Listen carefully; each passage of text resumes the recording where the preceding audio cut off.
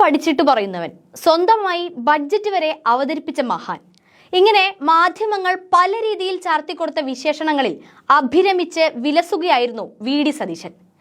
എന്തിനെക്കുറിച്ചും പച്ച നുണ ഒരു മടിയുമില്ലാതെ പറയും സതീശൻ. നിങ്ങൾ ഈ പറയുന്നതിനൊക്കെ തെളിവെന്താ സതീശേട്ടാന്ന് തിരിച്ചൊരു ചോദ്യം പോലും മാധ്യമങ്ങൾ ചോദിക്കില്ലെന്ന് പുള്ളിക്ക് ഉറപ്പുണ്ട്. പക്ഷേ മാധ്യമങ്ങളെ പോലെയല്ലല്ലോ ജനങ്ങൾ, തെരഞ്ഞെടുത്തു വിട്ട അവരുടെ ജനപ്രതിനിധികൾ. എന്ത് കള്ളവും വിളിച്ചു പറഞ്ഞങ്ങ് പോകാമെന്ന് വെച്ചാൽ സമ്മതിച്ചു തരാൻ അവർക്ക് ബുദ്ധിമുട്ടാകും. കുറച്ചു ദിവസങ്ങളായി കേരളത്തിന്റെ വ്യവസായ വളർച്ചയിലെ നേട്ടത്തെ കള്ളക്കണക്ക് വെച്ച് താറടിക്കാൻ മൈക്കായ മൈക്കിന് മുന്നിലെല്ലാം പോയി കള്ളം വിളിച്ചു പറഞ്ഞ് നടക്കുകയായിരുന്നു പ്രതിപക്ഷ നേതാവ്. ബെല്ലും ബ്രേക്കും ഇല്ലാതെ പോയ സതീശന്റെ നുണപ്രചരണത്തെ കൈയോടെ പൊളിച്ചിരിക്കുകയാണ് വ്യവസായ മന്ത്രി പി രാജീവ്.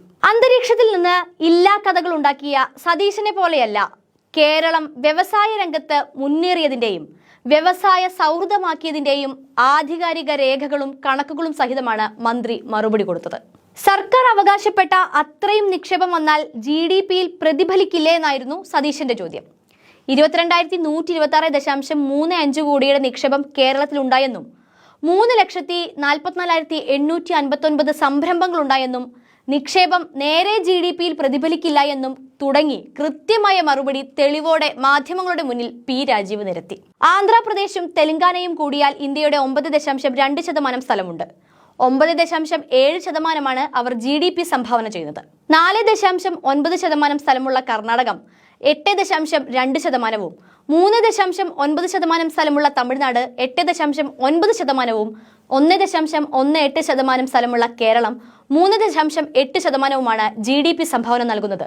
ഇത്തരത്തിൽ ആന്ധ്രാപ്രദേശ് അവരുടെ സ്ഥലത്തിന്റെ 1.04 മടങ്ങും, കർണാടക 1.65, തമിഴ്നാട് 2.28, കേരളം 3.22 മടങ്ങും GDP സംഭാവന ചെയ്യുന്നുണ്ട്. ഈസ് ഓഫ് ഡൂയിങ് ബിസിനസ് എടുത്താൽ ഇന്ത്യയിൽ സംരംഭമായി പരിഗണിക്കുന്നത് മാത്രമാണ് കേരളവും പരിഗണിക്കുന്നത്. സതീശനെ അത് അറിയാഞ്ഞിട്ടല്ല, പക്ഷേ ഉള്ളത് തുറന്നു പറഞ്ഞാൽ കേരളത്തിന് നേട്ടമായാലോ. പുതിയ is of doing business reforms പട്ടികയിൽ കേരളം ഒന്നാമത് തന്നെയാണ്. മുമ്പ് 15ാം റാങ്ക് ആയിരുന്നു. അന്ന് പ്രതിപക്ഷ നേതാവിന് കേരളം മോശം. ഇപ്പോൾ ഒന്നാമതായപ്പോഴും പ്രതിപക്ഷ നേതാവിന് കേരളം മോശം. ഇതൊക്കെ എന്ത് നിലപാടാണ് പ്രതിപക്ഷ നേതാവേ?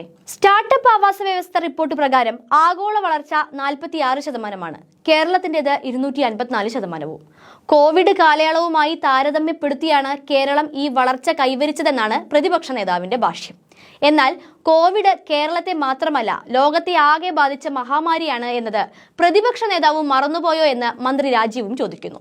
അങ്ങനെ ശൂന്യതയിൽ നിന്നെടുത്ത നുണപ്രചരണങ്ങൾക്ക് മികവ് കൂട്ടാൻ, ഇല്ലാത്ത കണക്കുകൾ പറഞ്ഞ് ജനങ്ങളെ തെറ്റിദ്ധരിപ്പിക്കാൻ തന്നെ കൊണ്ടാകുമെന്ന വി.ഡി. സതീശന്റെ ഓവർ കോൺഫിഡൻസിന്റെ കടക്കൽ മഴുവെച്ചുകൊണ്ടായിരുന്നു പി രാജീവിന്റെ വാർത്താ സമ്മേളനം. സതീശൻ ഇനിയും നുണക്കഥകളുമായി വരണം, എന്നാലേ മാധ്യമങ്ങൾ മൂടിവെക്കുന്ന കേരളത്തിന്റെ നേട്ടങ്ങളൊക്കെ ഇതുപോലെ ചർച്ചയാകൂ, എല്ലാവരും അറിയൂ.